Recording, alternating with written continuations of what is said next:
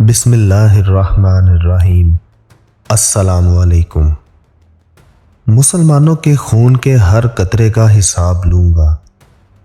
وہ کون تھا جو اسلام قبول کرتے ہی منگولوں پر قہر بن کر ٹوٹ پڑا؟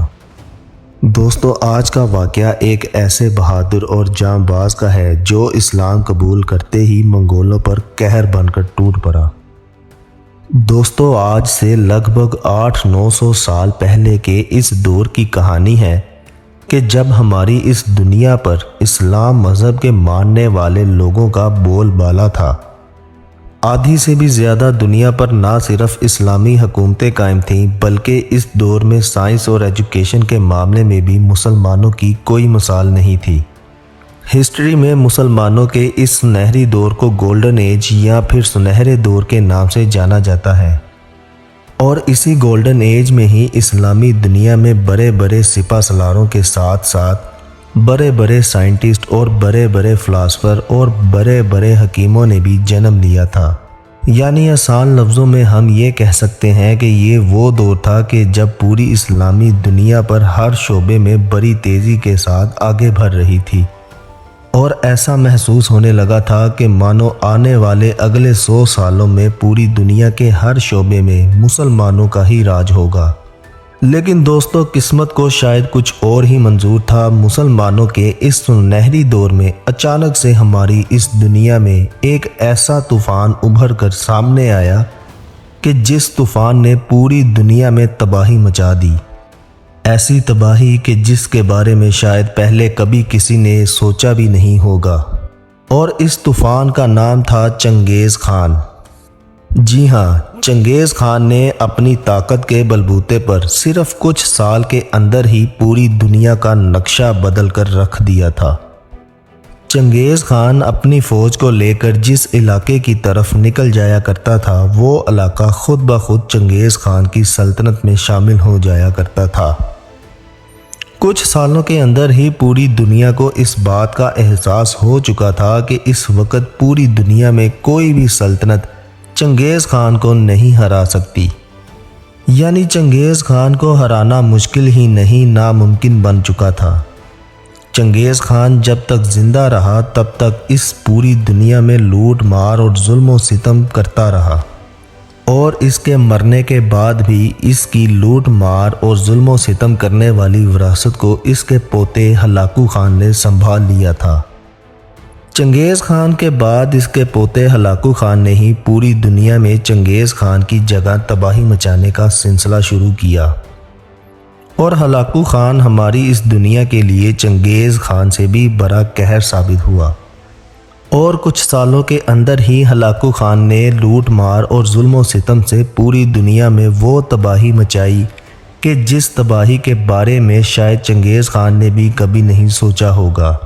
دوستو، ویسے تو چنگیز خان اور اس کا پوتا یعنی ہلاکو خان دونوں ایک ہی جیسے تھے،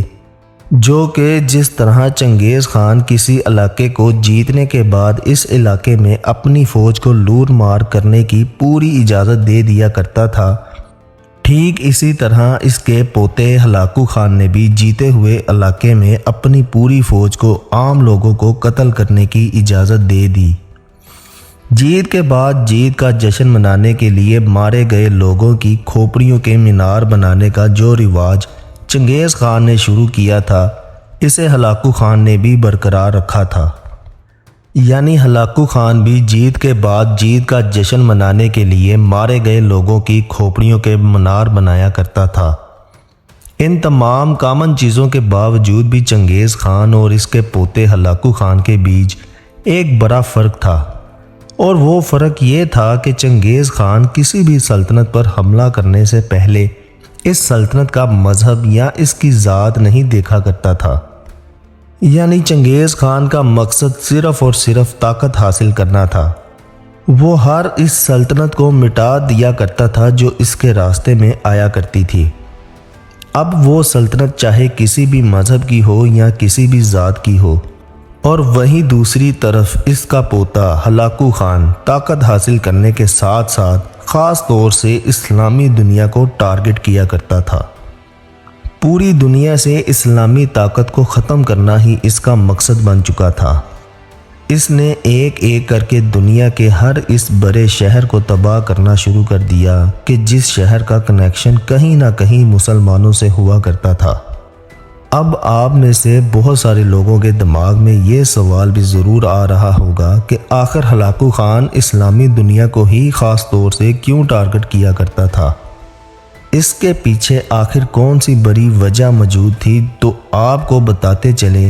کہ ہلاکو خان کی ایک عیسائی محبوبہ ہوا کرتی تھی جس کا نام دوکوز خاتون تھا۔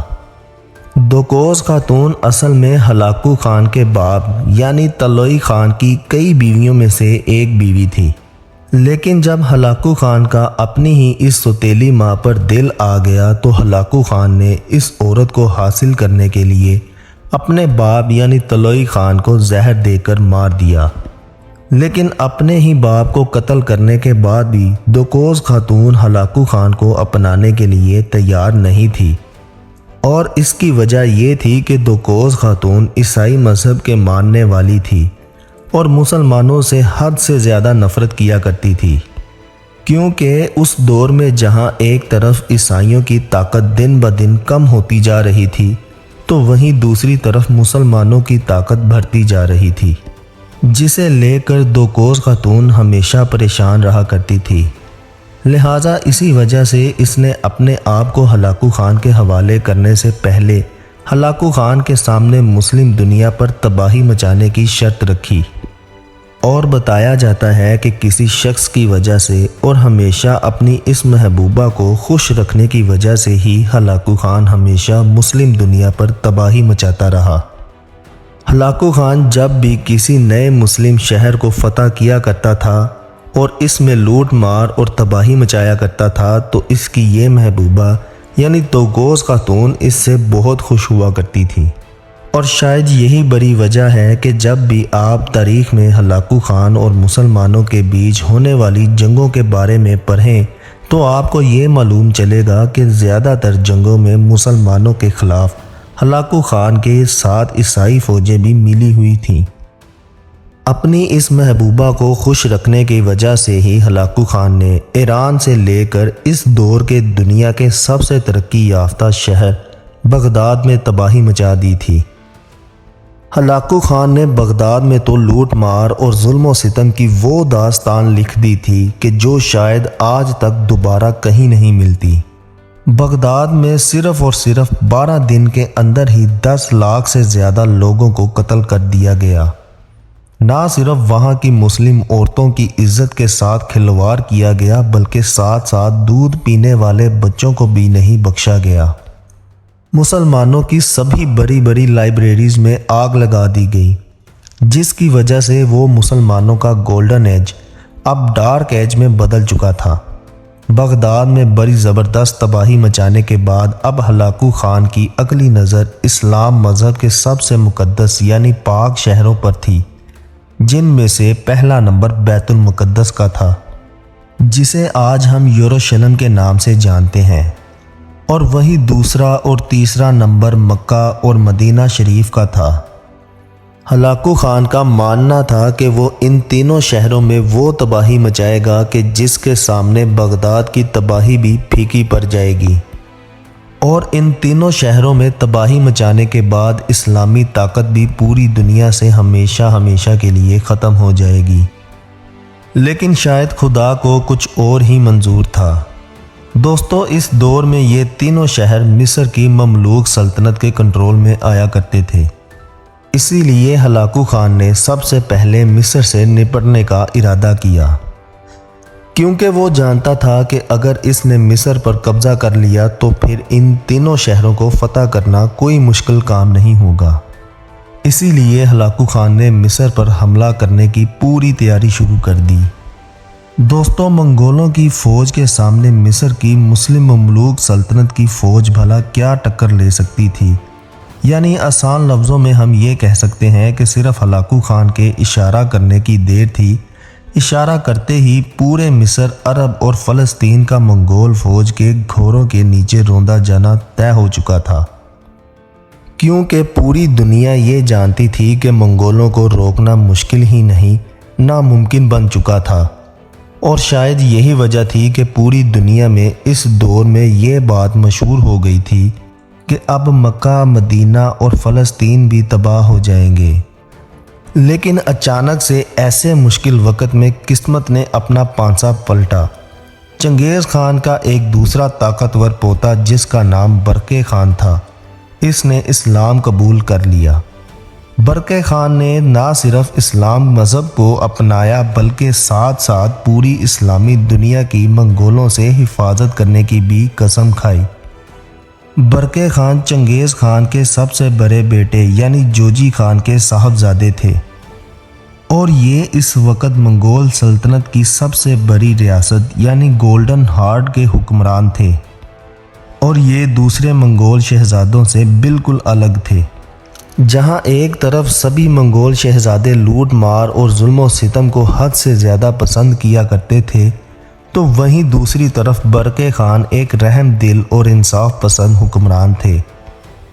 بتایا جاتا ہے کہ انہوں نے اسلام مذہب بھی اپنے مسلم قیدیوں سے متاثر ہو کر ہی قبول کیا تھا۔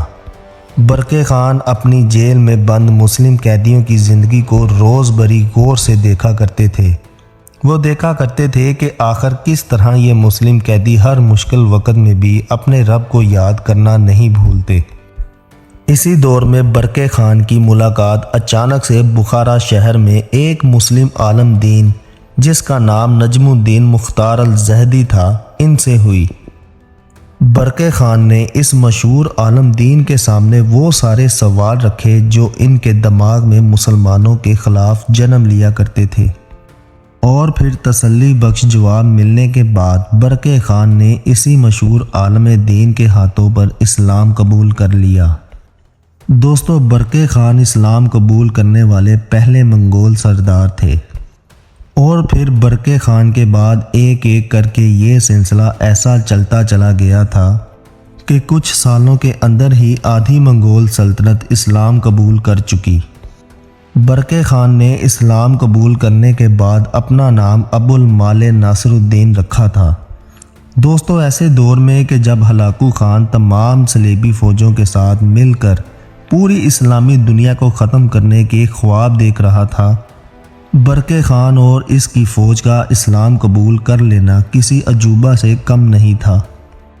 برقع خان اسلام قبول کرتے ہی سب سے پہلے منگول سلطنت کے خاقان اعظم کی طرف ایک خط روانہ کیا گیا،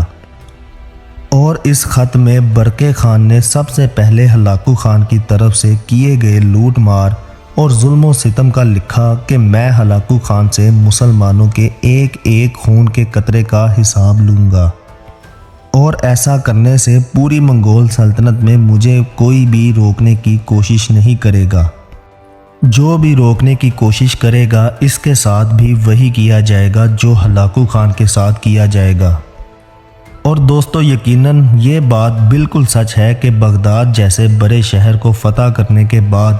جو ہلاکو خان مکہ، مدینہ اور فلسطین جیسے طاقتور علاقوں کو فتح کرنے کے خواب دیکھ رہا تھا،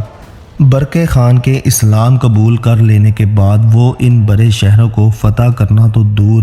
اسلامی دنیا کے کسی ایک چھوٹے سے شہر کو بھی فتح نہیں کر پایا تھا، بلکہ جتنے شہر وہ پہلے فتح کر چکا تھا ایک ایک کر کے وہ سارے شہر ان کے قبضے سے نکلنا شروع ہو گئے، اور آخرکار 1262 عیسوی میں ہلاکو خان اور برقع خان کے بیچ ایک بڑی خطرناک جنگ ہوئی۔ اس جنگ کو منگول سلطنت کی پہلی جنگ جسے سیول وار بھی مانا جاتا ہے۔ اس جنگ میں برقع خان نے اپنے چھوٹے بھائی کے ساتھ مل کر ہلاکو خان کی فوج کو بڑی زبردست شکست دی۔ ہلاکو خان کے زیادہ تر فوجی بھاگنے کی کوشش کرنے کی وجہ سے پاس میں بڑی ندی میں ڈوب کر مر گئے، اور بچے ہوئے آدھے سپاہی بھی برقع خان کی تلوار کے آگے نہیں ٹک سکے۔ دوستو، یہ جنگ ہلاکو خان کے لیے آخری جنگ ثابت ہوئی، اور اس جنگ کے بعد ہلاکو خان کا نام یہ طوفان کا غرور ہمیشہ کے لیے ختم ہو گیا تھا۔ ہر جنگ میں مسلمانوں کے ساتھ لوٹ مار اور قتل و عام کو پسند کرنے والی ہلاکو خان کی وہ محبوبہ جس کا نام دکوز خاتون تھا، وہ بھی اس جنگ کے بعد گرفتار کر لی گئی۔ اور ہلاکو خان اپنی جان بچانے کے لیے آذربائیجان کے کسی علاقے میں جا کر چھپ گیا، لیکن ہلاکو خان اپنی بیوی کی گرفتاری اور اپنی فوج کی اتنی زبردست ہار برداشت نہ کر سکا، اور اسی غم کی وجہ سے وہ مرگی کی بیماری میں مبتلا ہو گیا، اور ہلاکو خان کے موت کے کچھ وقت بعد ہی ابو المالی ناصر الدین یعنی برقع خان کی بھی موت ہو گئی۔ لیکن برقع خان مرنے سے پہلے ایک ایسا کارنامہ انجام دے گئے تھے کہ جسے آج تک نہیں بلایا جا سکتا ہے، کیونکہ اگر برقع خان مسلمان بن کر منگول فوج کو روکنے کی کوشش نہ کرتے تو شاید ہمیں بغداد والی تباہی اسلامی دنیا کے اور بھی بڑے بڑے شہروں میں دیکھنے کو ملتی۔ اسی پر اقبال نے کہا تھا کہ پاس باں مل گئے کعبے کو صنم خانے سے۔ تو دوستو، ابو المالی ناصر الدین یعنی برقع خان نے اسلام قبول کرتے ہی ہلاکو خان کو نیست و نابود کر دیا۔ بے شک اللہ جسے چاہے ہدایت دے۔ آج کا واقعہ یہاں پر اختتام ہوتا ہے، اور مزید اس طرح کی انفارمیشن دیکھنے اور سننے کے لیے چینل کو سبسکرائب کریں، اور اگر ویڈیو پسند آئے تو ویڈیو کو لائک اور شیئر ضرور کریں، اور بیل آئیکن کے بٹن کو دبائیں تاکہ ہر آنے والی ویڈیو آپ تک پہنچ سکے۔ خدا حافظ۔